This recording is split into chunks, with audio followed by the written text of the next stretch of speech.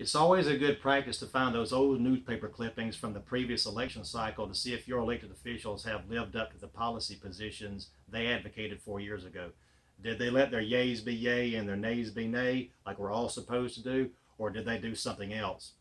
I went through Chairman Greg Tapley's 2016 quotes in the Monroe County Reporter, and here's what I found. In the March 30th, 2016 edition, Tapley states he can cultivate a relationship with the 4 district commissioners in order to move Monroe County forward. Actually, the opposite came true.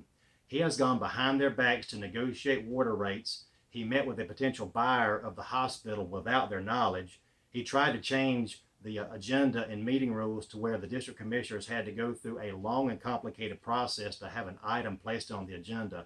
They couldn't even address one another. They could only address him. And in the latest fiasco, he didn't tell them about the 1,700-acre industrial development on Johnsonville Road, even though he was in private meetings where it was discussed. I was in the board meeting room where District 4 Commissioner George Imami said that he was blindsided. He was understandably upset, and I would have been too had I suffered the embarrassment of hearing major news from a constituent. So Tapley hasn't cultivated a positive or trusting relationship at all with them. And another claim he made in that news article was he was going to streamline county government. Now, everybody that runs for office as a Republican says this, but most never do, and Tapley certainly hasn't done it. The general fund is up millions. Enterprise funds are still losing millions. Personnel costs are way up. Something like 40 vehicles have been bought, probably all of which were bought with borrowed money. And speaking of debt, he championed the hospital bailout. It was effectively a bank bailout. They got 2/3 of the nearly $10 million. He supported bonding about $16 million of the 2020 SPLOST collections 10 months before the first check arrived from the Department of Revenue. Does that sound conservative to you? But wait, it gets worse. With Tapley's blessing, 70% of emergency services and 50% of Road Department 2020 SPLOST allocation dollars is spent just 2 months. Now, 2 months into a 6-year sales tax cycle. So what's the next board going to do? Without? The SPLOST has become more or less a supplemental revenue stream. In some cases, in other cases, counties build big buildings and then have to swell up the budgets to staff, furnish, and operate it. Of course, there is a day of reckoning for this.